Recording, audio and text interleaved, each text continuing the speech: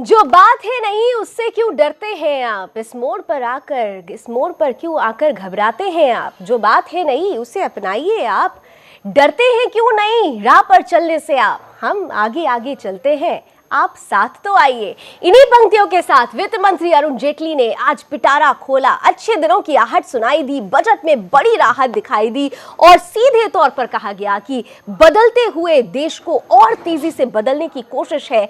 आज के बजट में तमाम वो बातें दिखाई गई हैं, तमाम वो बातें परिलक्षित हुई हैं जो आने वाले समय में देश की दिशा और दशा को बदलते हुए ट्रेंड में, बदलते हुए स्वरूप में फिट करेगी। आज हम भी इन्हीं अच्छे दिनों की आहट पर कुछ खास बातें करने की कोशिश करेंगे, कुछ खास पहलू ये भी जानने की कोशिश करेंगे कि मध्यम वर्गीय परिवार जिनकी बहुत ज्यादा उम्मीदें थी, क्या उनकी उम्मीदों पर खरा उतरता है ये बजट। और तमाम तरीके से वो लोग जो कहीं ना कहीं से विकास की पथ से दूर थे, क्या उन्हें विकास की राह पर लाकर जोड़ता है ये बजट।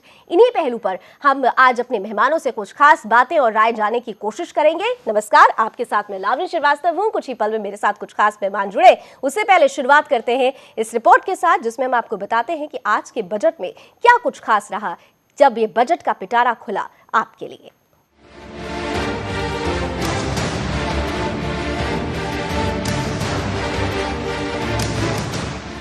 वित्त मंत्री अरुण जेटली ने आज संसद में बजट पेश कर दिया। बजट को रोकने के लिए कांग्रेस ने कोशिश तो बहुत की, लेकिन सरकार इस मामले में पीछे हटने के मूड में नहीं थी। दरअसल पूर्व केंद्रीय मंत्री और सांसद ई अहमद के निधन की वजह से कांग्रेस बजट को पोस्टपोन करना चाहती थी। कांग्रेस चाहती थी कि बजट 2 फरवरी को पेश किया जाए, लेकिन सरकार ने संविधान का हवाला देते हुए बजट पेश कर दिया। इस बजट की खास बात ये रही कि रेल बजट को भी इसमें शामिल किया गया। लोकसभा में जब जेटली की पोटली खुली तो उसमें सभी के लिए कुछ न कुछ खास था। किसानों के लिए सरकार ने 10 लाख करोड़ का प्रावधान किया है, जिसके तहत किसानों को सस्ता लोन उपलब्ध कराया जाएगा। नए बजट में करदाताओं पर टैक्स का भार कम कर दिया गया है। 2.5 लाख से 5 लाख तक की इनकम पर सिर्फ 5% टैक्स ही देना पड़ेगा। मौजूदा समय में 10% टैक्स वसूला जाता है। इसके अलावा अगर आपकी आय सिर्फ 3 लाख रुपए ही है तो आपको कोई टैक्स नहीं देना पड़ेगा। इसके अलावा IRCTC से टिकट बुक करने पर अब सर्विस चार्ज नहीं देना पड़ेगा। साल 2017-2019 के बीच रेलवे में 1,31,000 करोड़ रुपए का प्रावधान किया गया है। देश से मानव रहित रेलवे फाटकों को खत्म करने की बात भी कही गई है। नोटबंदी पर वित्त मंत्री ने कहा है कि इसका अल्पकालिक असर होगा, लेकिन इसमें लोन सस्ते होंगे। बजट भाषण के दौरान जेटली का अलग अंदाज भी देखने को मिला। वित्त मंत्री ने खास शायरी से विपक्ष को आईना भी दिखाने की कोशिश की। नई दुनिया है, नया दौर है, नई है उमंग, कुछ थे पहले के तरीके तो कुछ हैं आज के रंग ढंग। रोशनी आके अंधेरों से जो टकराई है, काले धन को भी बदलना पड़ा आज अपना रंग। कुल मिलाकर जेटली की पोटली से सभी के लिए कुछ न कुछ निकलकर सामने आया है, लेकिन विपक्ष को इसमें कुछ भी नजर नहीं आ रहा। फाइनेंस मिनिस्टर का काम होता है कि ब्रॉड रास्ता दिखाएं। ब्रॉड रास्ते के लिए हिंदुस्तान के सामने 2-3 इश्यूज हैं। एक इशू हिंदुस्तान के युवा को रोजगार कैसे दिया जाए। नरेंद्र मोदी जी ने बहुत बड़े भाषण किए हैं। पिछले साल कितना 1.5 लाख, हाउ मेनी पीपल, कितना 1.5 lakh, how many people, 1.5 lakh युवाओं को रोजगार मिला। ठीक है, this is a shameful thing. ठीक है, 2 करोड़ की बात की थी, इस पे एक बात नहीं बोली। दूसरी बात, किसान रो रहा है, किसान को कर्जा माफ करने की जरूरत है। बड़े बड़े भाषण दिए, किसानों की सरकार, किसानों की सरकार, कुछ नहीं किया। राहुल गांधी कहते हैं कि मोदी सिर्फ भाषण देते हैं। राहुल ने बजट को शर्मनाक कह दिया, लेकिन यहाँ पर सवाल उठना लाजमी है कि जिन राहुल गांधी को आंकड़े ही नहीं पता हैं, वो बजट को शर्मनाक और बेकार कैसे बता सकते हैं। ये तो राजनीति है, छीटा कसी इसकी फितरत है और ये यूं ही चलती रहेगी। और इन सब के बीच में बजट पेश हो चुका है। अब देखना होगा कि बजट में राहत है या फिर अच्छे दिनों की आहट है। राजापाल, ब्यूरो रिपोर्ट, सुदर्शन न्यूज।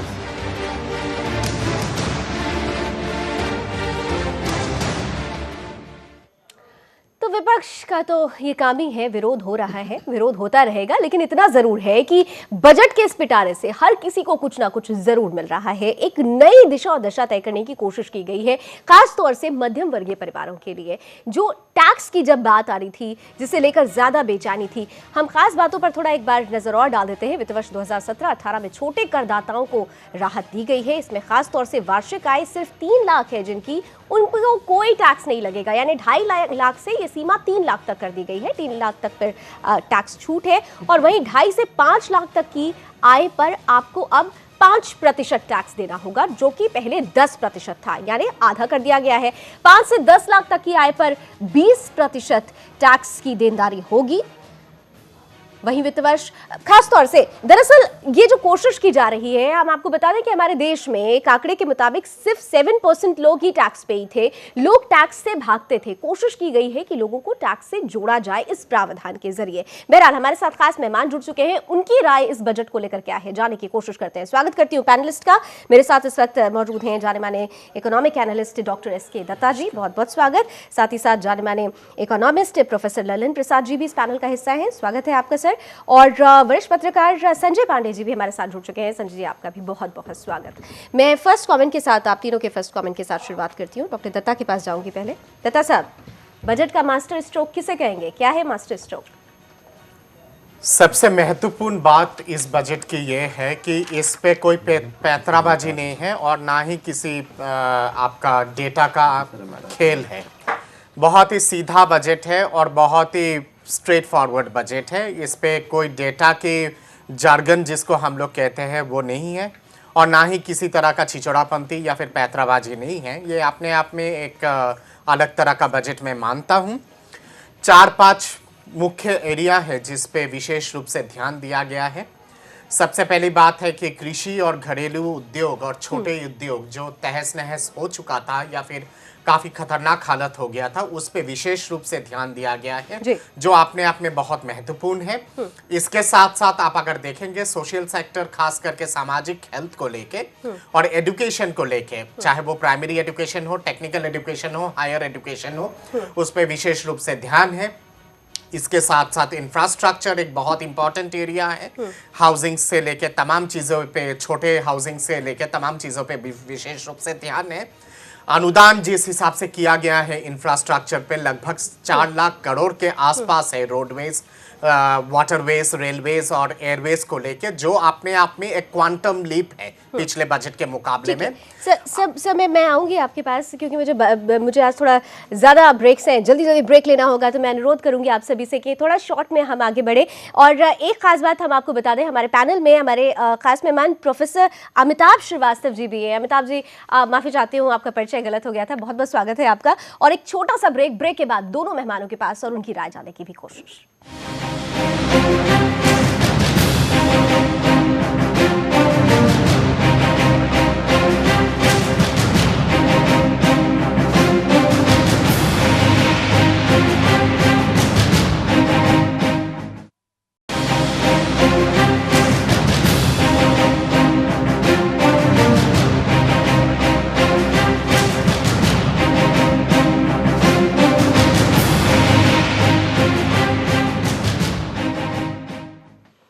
तो अच्छे दिनों की आहट के साथ बजट का पिटारा खुला है। हर एक शख्स को विकास की डोर से बांधने की कोशिश है, और इस कोशिश के जरिए देश की दिशा और दशा बदलने की भी राह खोलने का एक राह भी खोलने की एक कोशिश रही है। इस बजट पर हम खास तौर से चर्चा कर रहे हैं। मैं सीधे चलना चाहूंगी प्रोफेसर ललिन प्रसाद जी के पास। ललिन साहब, किस तरीके से अगर इस बजट की हम बात करें, मुझे याद है कि बीते वर्ष जब हम बैठे थे तो सबसे बड़ी बात थी आम आदमी तक क्या पहुंच रहेगी, आम आदमी को क्या छूट रहेगी, ये हम इसी बात पर चर्चा करते रहे थे। लेकिन इस बार हमने जब बजट का पिटारा खुला है और हमने देखा है कि मध्यम वर्गीय परिवारों को सबसे ज्यादा राहत देने की कोशिश, और साथ ही साथ जो एक बैलेंस बनाया गया है टैक्स से लोगों को जोड़ने को लेकर, कि कम वालों से कम टैक्स, ज्यादा वालों से ज्यादा टैक्स के साथ सरचार्ज भी, ये बैलेंस कहाँ ले जा रहा है? ये तो अच्छी बात है कि जो छोटे लेवल के लोग हैं, छोटे इनकम के, उनके ऊपर टैक्स का बर्डन कम किया गया है। 2.5 लाख से 5 लाख के बीच में 5% कर दिया 10% से, एक अच्छी बात है। और जो SME हैं, छोटे उद्योग हैं, छोटी कंपनियां हैं जिनका टर्नओवर 50 करोड़ के नीचे है, उनको भी सरकार ने राहत दिया है और उनका टैक्स 30% से कम करके 25% पर कर दिया गया। टैक्स में ये 2 बड़ी छूटें हैं।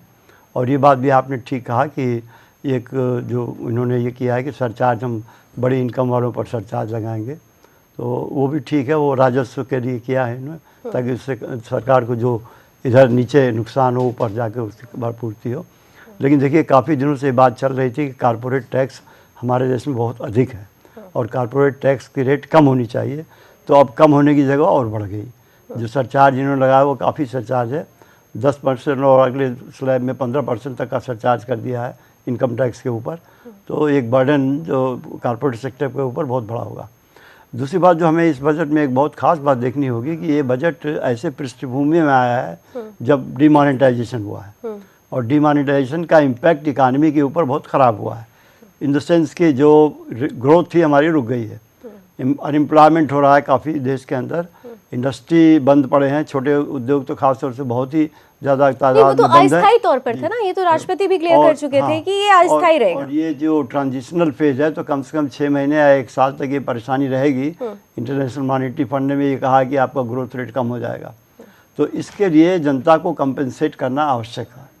और अगर सरकार जैसे जनधन योजना जैसी योजनाओं में सरकार डायरेक्ट कुछ और बेनिफिट देने की बात करती तो मेरा ख्याल है जनता को थोड़ी बहुत और राहत होती, खासतौर से जो नीचे के गरीब तबके के लोग हैं। बाकी देखिए जो इन्वेस्टमेंट है वो भी कम हो रहा है, तो अब इन्वेस्टमेंट को बढ़ावा देने के लिए एक तो इंटरेस्ट रेट कम करने की आवश्यकता है और वर्किंग कैपिटल के लिए इंडस्ट्रीज़ को इस तरह से लोन दिया जाए, छोटे उद्योगों को भी बड़े उद्योगों को भी, ताकि वो अपनी इंडस्ट्री चला सके अच्छी तरह से। भी एक राह खोली गई है। रियल्टी सेक्टर में भी ये प्रॉब्लम है। अब देखिए रियल्टी सेक्टर में प्राइसेस डाउन हो गई, इसका एक तो फायदा हुआ कि जो कम इनकम के लोग हैं वो भी घर मकान खरीद सकेंगे। बिल्कुल बिल्कुल। प्रोफेसर अब अमिताभ श्रीवास्तव के पास में आते हो। अमिताभ जी, जिस तरीके से जब बजट सामने आया था, एक बड़ा सवाल बार बार उठा कि नोटबंदी के बाद जो ये बजट आने वाला है उसका जो स्वरूप होगा कहीं ना कहीं से अर्थतंत्र को मजबूती नहीं देगा। लेकिन हमने देखा कि आज जो बजट आया है वो लॉन्ग टर्म के हिसाब से देखा जाए तो अर्थतंत्र को मजबूती देने वाला नजर आ रहा है। क्या आप इस बात से इत्तेफाक रखते हैं? मैं पूरी तरह इत्तेफाक रखता हूँ। देखिए पहली बात, जो डिमोनेटाइजेशन एक सख्त कदम था लेकिन एक अत्यंत आवश्यक कदम था। प्रधानमंत्री ने स्वयं कहा कि इस वक्त क्यों, जब हमारी अर्थव्यवस्था पटरी पर चल रही है, ये सवाल उठ रहा था। प्रधानमंत्री ने एक साक्षात्कार में स्पष्ट कहा कि ये कदम तभी उठाया जा सकता था कि जब हमारी अर्थव्यवस्था पटरी पर चल रही हो, तो उस वक्त ये कदम उठाया गया। और उसके बाद जो ये बजट आया बिल्कुल सही लाइन पर चलता हुआ बजट है।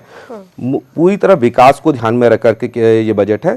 42 बार एक रिपोर्ट में मैंने देखा, अंतर्राष्ट्रीय रिपोर्ट में, कि ग्रोथ और डेवलपमेंट वर्ड 42 टाइम्स ये वर्ड वित्त मंत्री ने इसका इस्तेमाल किया। दूसरी बात, ये बजट रोटी, कपड़ा और मकान पर केंद्रित बजट मैं समझता हूँ। रोटी यानी किसान को ध्यान में रखे ये बजट बना है। कपड़ा यानी कपड़े के सेक्टर पर फोकस किया गया है कि किस तरह से कपड़े को हम इस रूप में देखें कि जो टेक्सटाइल इंडस्ट्री है उसको स्ट्रेंथन करने जा रहा है। और मकान के लिए तो हर एक व्यक्ति को एक नए मकान का सपना देने की बात कही गई है। निश्चित रूप से कि 2 करोड़ नए मकान अगर आते हैं तो देश में केवल ये मकान ही नहीं, पूरे अर्थव्यवस्था को एक नई दिशा देगा, मुझे ऐसा लगता है। दत्ता साहब, अर्थव्यवस्था को नई दिशा मिलेगी ये सभी लोग कह रहे हैं, लेकिन कुछ विशेषज्ञ ये भी कह रहे हैं कि आप जिस तरीके से आपने एक तरफ से कम किया, दूसरी तरफ बढ़ा दिया है, आपने एक तरफ दिया है, दूसरी तरफ लिया है, ये जो एक इम्बैलेंस की बात हो रही है, कई विशेषज्ञ ये कह रहे हैं कि इससे फिस्कल डेफिसिट में कोई कमी नहीं आएगी। और अगर फिस्कल डेफिसिट कम नहीं होगा तो फिर बर्डन कहीं ना कहीं से लोगों पर पड़ेगा ही, इनडायरेक्टली, डायरेक्टली नहीं लेकिन इनडायरेक्टली। तो ये बातें किस ओर इशारा कर रही हैं? बजट की जहां बात आती है, बजट में एक हाथ से दो एक हाथ से लो, ये तो परंपरा रहा है और ये रहेगा। इसके बिना बजट हो भी नहीं सकता है। सरकार को अपना जो सोशल सेक्टर में जो पैसा जो सरकार खर्च करती है उसका भुगतान कहाँ से करे और उसको कैसे वसूल करे वापस, ताकि संतुलन बना रहे, ये महत्वपूर्ण होता है। और जो सरकार इस चीज़ को नहीं कर पाती है वो आर्थिक जो ग्रोथ है या फिर आर्थिक ढांचा जो है उस पर सीधा सीधा असर पड़ता है और असंतुलन हो जाता है। तो नेचुरल है कि ये चीज़ तो तय था कि ये चीज़ होगा। पर सवाल यहाँ पे यह आता है कि आप किन से वापस ले रहे हैं, या फिर किस सेक्टर से आप वापस ले रहे हैं और किस सेक्टर के लिए आप योगदान दे रहे हैं, ये महत्वपूर्ण होता है। जो ग्रोथ ओरिएंटेड सेक्टर है या फिर जो देश के इकोनॉमी के बैकबोन जो सब सेक्टर है, वहाँ पे अगर योगदान है तो उसका कहीं ना कहीं पे लॉन्ग टर्म बेसिस पे एक मल्टीप्लायर इफेक्ट होता है और उससे ग्रोथ बढ़ता है, प्रोडक्टिविटी लेवल बढ़ती है, घटता नहीं है। जो एरियाज है जहाँ पे बेफजूल खर्चे होते हैं या फिर जो एरियाज है जो इतना महत्वपूर्ण नहीं है, वहाँ से अगर आप वापस अगर ले रहे चीज़ों को, या फिर जो सक्षम लोग हैं आर्थिक रूप से, उनसे आप अगर ज़्यादा शुल्क अगर वसूल कर रहे हो तो वो कोई ग्रोथ घटाने की बात नहीं होती है और ना ही उससे किसी तरह का एबनॉर्मल स्थिति इकोनॉमी पैदा होती है। उससे बैलेंस बनता है, बैलेंस बनता है। दूसरी बात यह है कि आप देखे होंगे कि इस बार के बजट पे जिस हिसाब से कृषि के क्षेत्र में जो लगभग 10 लाख करोड़ के आसपास जो अनुदान दिया गया है, वो मैं मानता हूं कि अपने आप में ऐतिहासिक है, क्योंकि कभी भी कृषि पर भी बात करेंगे, इतना योगदान अनुदान पहले कभी नहीं आया। हम कृषि पर भी बात करेंगे और साथ ही साथ ये भी बात करेंगे कि जो पार्टियों को मिलने वाला चंदा था उसमें ट्रांसपेरेंसी जो लाने की कोशिश की गई है, क्या वाकई 2000 के बाद अगर कैश लेन देन नहीं होता है इससे ट्रांसपेरेंसी आएगी? और फार्मर्स के लिए, किसानों के लिए जो बात कही जा रही है, उनके बदलाव के लिए जो बात कही जा रही है, वाकई क्या उनमें उनको वो बदलाव मिल पाएगा? इन तमाम पहलुओं पर राय जाने की कोशिश इस छोटे से ब्रेक के बाद।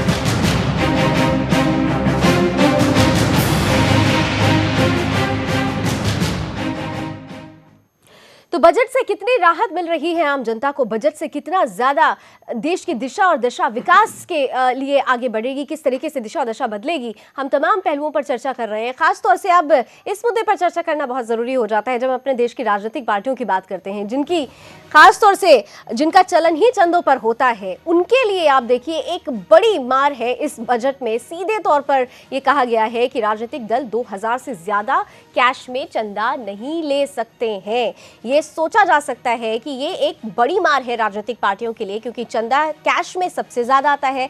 किसानों के लिए खासतौर से अगर बात की जाए, जिनकी बढ़ोतरी के लिए, जिनकी वृद्धि के लिए, जिनके विकास के लिए कहा जा रहा है बजट उनको समर्पित है। किसानों को सस्ता लोन उपलब्ध कराया जाएगा। खासतौर से ये कहा गया है 10 लाख करोड़ का ऋण देने की बात कही गई है। साथ ही साथ एक मनरेगा पर 48,000 करोड़ रुपए खर्च होंगे। हालांकि मुझे याद है कि प्रधानमंत्री ने एक बार मनरेगा को कब्र का कहा था, लेकिन मनरेगा से मोहब्बत भी है और यही वजह है कि अब तक में सबसे ज्यादा पैसा अलॉट किया गया है मनरेगा पर। वहीं झारखंड और गुजरात की अगर बात की जाए तो वहां पर भी खासतौर से नजर डाली गई है। राजनीतिक दलों के चंदों पर पारदर्शिता लाने की एक कोशिश। फटाफट पैनल के पास वापस आते हैं। अमिताभ जी, आपसे जानना चाहूंगी, एक जो ट्रांसपेरेंसी की बात हो रही है, पॉलिटिकल पार्टीज कैसे चलती हैं ये बताने की जरूरत नहीं होती है, लेकिन फिर भी हमने देखा नोटबंदी एक बड़ा कदम था और उसके बाद अब चंदों को लेकर भी जो एक प्रावधान अब दे दिया गया है। क्या वाकई इससे ट्रांसपेरेंसी आ पाएगी? ये मुझे तो लगता है कि केवल और केवल इस दिशा में जो बजट की सबसे महत्वपूर्ण जो चीज़ है, मुझे लगता है उनमें से ये बिंदु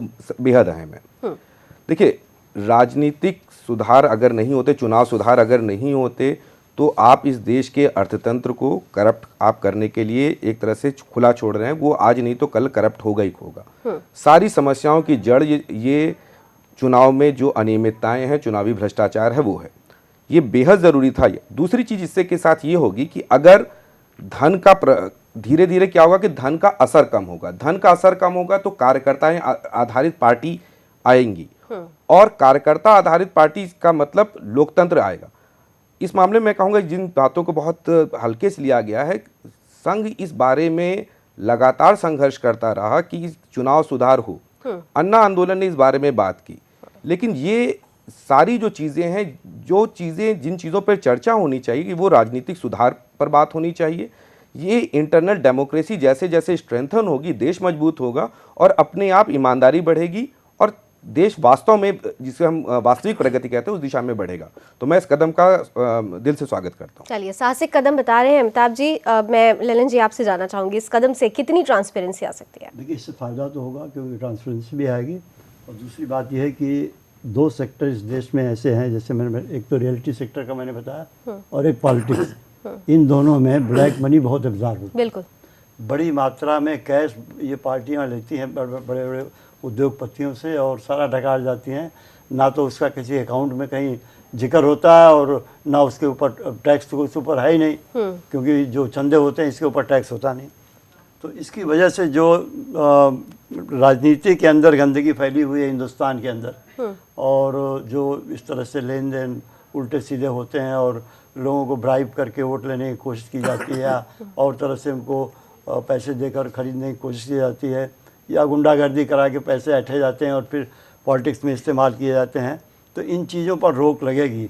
ये अच्छा एक पहला कदम है, बहुत छोटा कदम है, इसमें कोई संदेह नहीं, लेकिन ये कि एक किसी शुरुआत को इनिशिएटिव तो लेनी चाहिए। हाँ, शुरुआत और पहली बार मोदी सरकार ने एक इनिशिएटिव लिया है इस मामले में, इसमें कोई शक नहीं। दत्ता साहब, एक साहसिक कदम है और खास तौर से कहा जा रहा है एक और तो पॉलिटिकल पार्टीज के लिए चंदे की लिमिट एक तय कर दी गई, वहीं दूसरी ओर एक और खास बात देखी गई है कि 3 लाख रुपए से ज्यादा आप कैश का लेन देन नहीं कर सकते।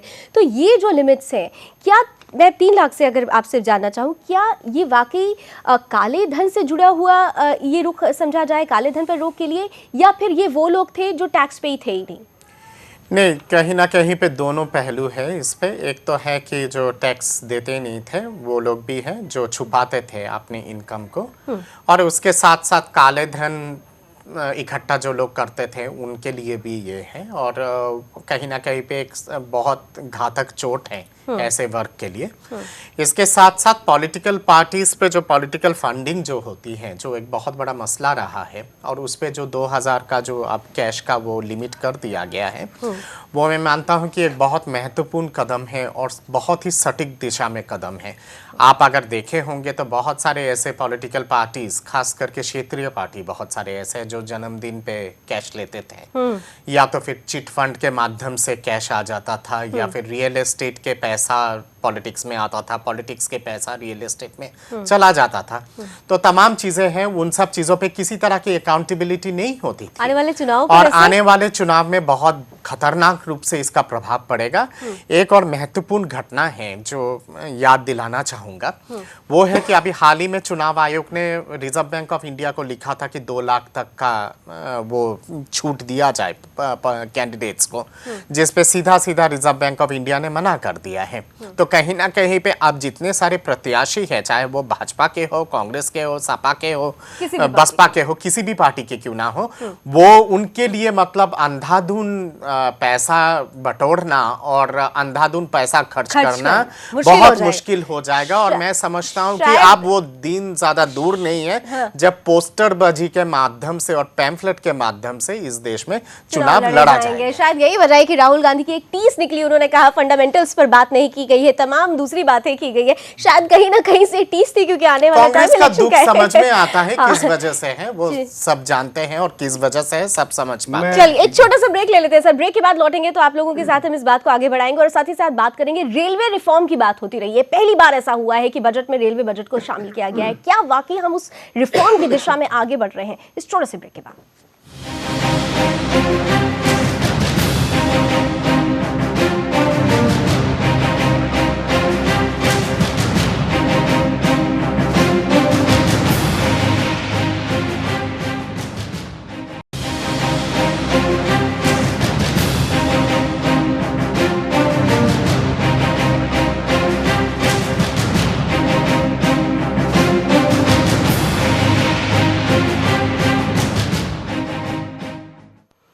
तो बजट बहुत कुछ कह रहा है, बहुत कुछ कहना बाकी है, क्योंकि इम्प्लीमेंटेशन बाकी है। खास तौर से रेलवे रिफॉर्म की अगर बात करते हैं, रेलवे बजट को पहली बार हमने देखा कि यूनियन बजट में इंक्लूड करके सामने रखा गया है, और एक उम्मीद बनाई गई है कि जिस रिफॉर्मेशन की बात होती रही है, जिस रिफॉर्म की बात होती रही है, वो इसके जरिए आगे बढ़ पाएगा। क्या कुछ रेल बजट में, खासतौर से रेलवे को लेकर क्या कुछ इस बजट में हमने देखा है, उसे हम आपके सामने रखने की कोशिश कर रहे हैं। IRCTC पर टिकट बुकिंग का सर्विस चार्ज नहीं लगेगा, ये एक अच्छी बात कही जा सकती है।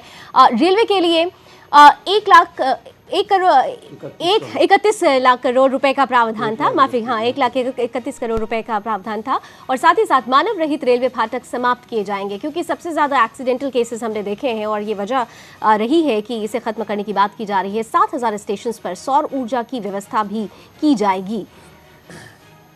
वहीं साथ ही साथ 3,500 किलोमीटर नया रेलवे ट्रैक बनाया जाएगा। बीते दिनों जब गांव-गांव से जोड़ने की बात हो रही थी, नए ट्रैक्स की बात हो रही थी, उसे भी इस बजट में जगह दी गई है। और सीधे अपने पैनलिस्ट के पास आते हैं। मैं अमिताभ जी, आपका रिएक्शन चाहूंगी। रेलवे रिफॉर्म होगा इससे? निश्चित रूप से, जो मैं पूरे सम्मान के साथ राहुल जी को कहते हैं, दिशा देखिए इसे कहते हैं। सौर ऊर्जा के बारे में हम बात करते हैं तो ये क्लीन एनर्जी के बारे में बात होती है। ऐसा नहीं होता केवल हम बजट का मतलब ऐसे पढ़ना नहीं होता कि विज़न के बारे में हम बात करें। ये विज़न होते हैं कि अगर हम सौर ऊर्जा के बारे में बात करें, इसका मतलब क्लीन एनर्जी के बारे में बात करें। विज़न ये है कि अगर पटरियाँ आएंगी तो उनसे रोजगार, पटरियाँ हवा में नहीं लगेंगी, रोजगार पैदा होगा। विकास की दृष्टि में मनरेगा के ऊपर अब तक इल्ज़ाम ये लगते रहे कि एक ही कुआं खोदना, उसी को पाटना, यही करते रहे। नए क्षेत्र अगर आएंगे तो उनमें कहाँ पर मानव ऊर्जा की, मानव श्रम की आवश्यकता है, ये महत्वपूर्ण है। बजट तीसरी बात जो है, दुर्भाग्य से इस बात को स्वीकार करना पड़ेगा कि लगातार दुर्घटनाएं इस सरकार के दौरान या हाल के वर्षों में बढ़ी हैं और इस सरकार ने इस चीज़ को बहुत गंभीरता से लिया है और सुरक्षा को केंद्र में माना है कि सुरक्षा को सुनिश्चित करने के बारे में बात की। ये चीज़ें बेहद अहम है कि आप सुरक्षा पर ध्यान दे रहे हैं, आप क्लीन एनर्जी पे देख रहे हैं। स्वच्छ भारत मिशन जिसको बारे में बात हो रही है, वो बात करें कि ट्रेन साफ रहेंगी, तो विजन इम्प्लीमेंट हो रहे हैं, ये महत्वपूर्ण है। बनिस्बत इसके कि अभी तक ये होता था कि एक मंत्री है, उन्होंने अपने ट्रेन इलाके में ट्रेन चलवा दी, उन्हीं ट्रेनों के नाम बदलवा दिए। उनसे बढ़ करके बजट आगे की दिशा में देख रहे हैं, ये महत्वपूर्ण है। ललिन साहब, विजन दिख रहा है। सबसे बड़ी बात कि गांव को जोड़ने की बात, क्योंकि ट्रांसपोर्ट ही एक ऐसा जरिया होता है जो विकास की राह को खोलता है। ऐसे में आपको लगता है कि वाकई ग्रामीण क्षेत्रों में भी अब इसके जरिए विकास हो पाएगा? मेरे ख्याल से अच्छा कदम इसलिए कहा जा सकता है। देखिए, अभी जो इकोनॉमिक सर्वे में रिपोर्ट आई थी कि लेबर की मोबिलिटी कुछ स्टेट्स में बहुत ज़्यादा हो गई है। एक स्टेट से दूसरे स्टेट में जाना, एक डिस्ट्रिक्ट से दूसरे स्टेट में जाना और दूसरे डिस्ट्रिक्ट में जाना, और ये इतने बड़े पैमाने पर पिछले कुछ सालों में हुई है कि ये इसके लिए हमें ट्रांसपोर्ट सिस्टम को गियर करना पड़ा, बहुत ज़रूरी है। और इसके लिए रेलवे लाइन नई बिछाई जाए, नए ट्रेन चलाए जाएँ और ख़ास तौर से गरीब जनता के लिए ऐसी ट्रेनें चलाई जाएँ कि जिसमें उनको सुविधा भी हो और किराया भी कम हो।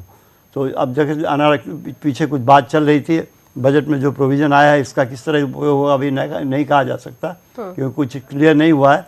लेकिन जो गरीबों के लिए अनारक्षित ट्रेन है उनकी संख्या बढ़ाई जाए और उनमें सारी सुविधाएं दी जाए, तब जाके लोगों को फ़ायदा होगा। और मेरा ख्याल है कि जो बजट में 1,31,000 करोड़ का प्रोविज़न विकास का किया गया है, उसमें से ज़्यादा से ज़्यादा हिस्सा सरकार को चाहिए कि जो गरीब लोगों के लिए ट्रेन चलाई जाए उसमें लगाया जाए। दूसरी बात, एक बात और मैं कहना चाहूँगा कि जो रेलवे में जो इक्विपमेंट्स हैं, पार्ट्स हैं और सामग्री बनती है रेलवे के लिए, तो उसके लिए एक अच्छा कदम इस बजट में है कि जो छोटे SMEs वगैरह हैं, छोटे उद्योग हैं, उनको कॉन्ट्रैक्ट दिए जाएंगे कि वो इस तरह के पार्ट वगैरह मैन्युफैक्चर करें, तो इससे फ़ायदा होगा। लेकिन सब मिला के एक बात ये भी कहना चाहूँगा कि रेलवे बजट को अगर अलग रहने दिया जाता तो शायद ज़्यादा अच्छा होता, क्योंकि रेलवे इस देश का सबसे बड़ा एंटरप्राइज है और वो अलग से अभी तक जब इसे मैनेज होता रहा था तो गवर्नमेंट को भी पता लगता रहता था कि एग्जैक्टली रेलवे में कितना फ़ायदा है, कितना नुकसान है, और रेलवे सरकार को बोनस भी देती रही है। अधिकांश सालों में रेलवे ने सरकार को मदद की। ठीक है अमिताभ से थोड़ा सा अगर आप टू शॉर्ट, फिर मैं दत्ता साहब मैं दो बातें कहूँगा कि देखिए ये इलॉजिकल इतने साल से परंपरा चली, उसको जीवित देखिए। महत्वपूर्ण क्या शिक्षा नहीं है, महत्वपूर्ण क्या आरक्षण नहीं है। तो मेरा अपना मानना है कि एक आम भारतीय को लगता था कि रेलवे अलग क्यों। देश का बजट है, देश के बजट में रेलवे एक इंपॉर्टेंट कंपोनेंट है। रेलवे पर बात की जा रही है, उसका बजट कम नहीं किया जा रहा है। 1.31 लाख करोड़ के बारे में बात हो रही है, तो लेकिन बजट उसको सामान्य तौर पे समझ से ये परे की चीज़ है। और निश्चित रूप से कोई पॉलिटिकल दुश्मनी नहीं है कि जिसकी वजह से रेल मंत्री को अलग कर दिया गया, इस पर ये भी किसी ने आरोप नहीं लगाया। तो मुझे लगता है कि एक नई दिशा में कहने की बात है और इसमें मुझे कोई आपत्ति नजर नहीं आ रही। दत्ता साहब, रेल घाटे की बार बार बात होती रही है, क्या ये जो बजट है वाकई उस घाटे को पूरा कर पाएगा?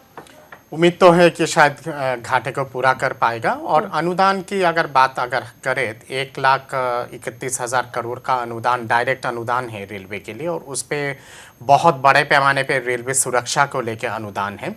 इसके साथ साथ आप अगर देखेंगे तो 4 लाख करोड़ की जो अनुदान रखा गया है आपके उसके कंस्ट्रक्शन एक्टिविटीज के लिए, जिस पे आपके रोडवेज भी आते हैं, एयरवेज आते हैं, शिपिंग इंडस्ट्री भी आते हैं, वाटरवेज आते हैं और रेलवेज भी आते हैं। तो वहां से भी रेलवेज को एडिशनल अनुदान मिलेगा वो 4 लाख करोड़ में से। तो अपने आप में एक बहुत क्वांटम लीप है रेलवे के लिए अनुदान।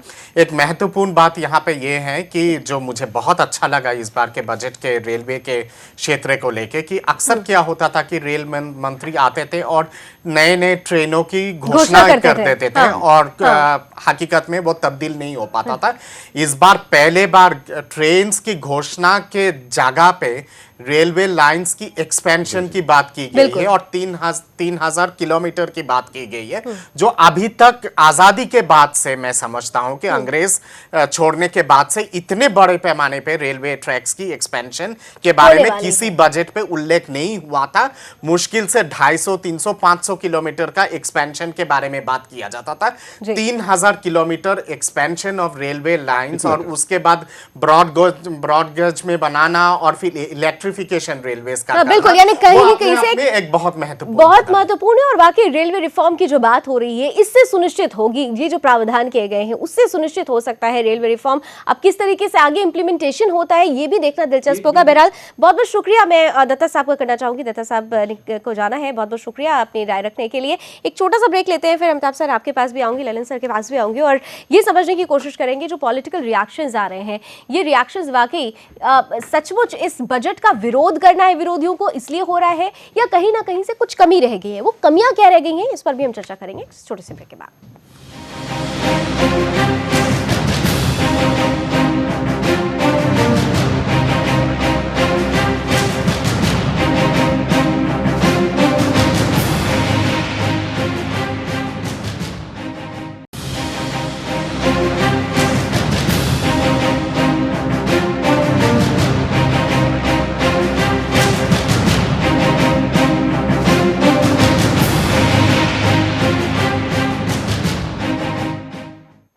तो बजट के जरिए मास्टर स्ट्रोक खेलने की कोशिश की गई है, और इस मास्टर स्ट्रोक के जरिए देश की दिशा दशा बदलने की कोशिश की गई है। अमिताभ जी, किस तरह से लिया जाए? आप रेलवे रिफॉर्म से जुड़ी हुई कुछ खास बात कहना चाह रहे थे, और साथ ही साथ अब अगर टोटलिटी में देखा जाए ये बजट हमें अगले साल कहां तक लेकर जाएगा? देखिए, रेलवे रिफॉर्म पे मैं कहूँगा कि जो देखिए कोई भी बजट एकदम तत्काल जो 2-4 दिन पहले की घटना उस पर टिप्पणी नहीं कर सकता, उसको सुधार नहीं सकता, लेकिन ये बहुत महत्वपूर्ण घटनाक्रम हुए जो इधर हाल के 15 दिनों में जो जांच एजेंसियों ने बताया कि विदेशी एजेंसियां रेलवे सुरक्षा में भी, रेल फाटक तो दुर्घटनाओं की वजह से हो रहा है तो उस पर सरकार ध्यान केंद्रित कर रही है, लेकिन ये स्पष्ट पता लग रहा है कि 2 घटनाक्रमों से बिहार में और आगे भी, कि अब विदेशी आईएसआई और उनका निशाना जो है हमारी रेल पटरियां हैं।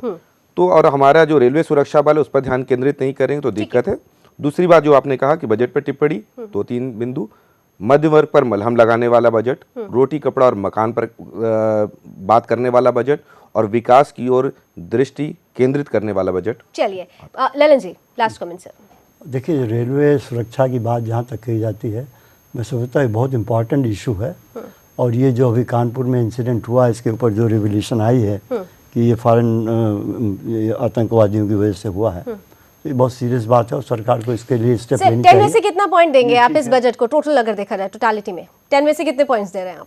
देखिए, ये मैं पॉइंट की जहाँ तक बात करता हूँ, मैं ये समझता हूँ कि अगर इस बजट को हम 2015-16 या 17-18 से करें तो इस बजट में 10 में 5 नंबर ही मिलेंगे, क्योंकि जो पॉइंट उन बजटों में उठाया गया था और जिस तरह से सरकार ने एक बड़ी अच्छी योजनाएं लाई, उस तरह की कोई योजना अभी इस बजट में सामने नहीं आई है। चलिए, वो योजनाएं सामने नहीं आई है, लेकिन फिर भी एक कोशिश की गई है कि एक बैलेंस के बनाने की कोशिश की गई है और एक नया द्वार खोलने की कोशिश की गई। बहुत बहुत शुक्रिया आप दोनों मेहमानों का अपनी अपनी राय हमारे बीच रखने के लिए। एक छोटा सा ब्रेक के उस पार भी बजट पर और क्या कुछ खास रहा, किस तरीके से महिलाओं का ध्यान रखा गया है, इस पर भी हम चर्चा करेंगे कुछ और खास मेहमानों के साथ इस छोटे से ब्रेक के बाद।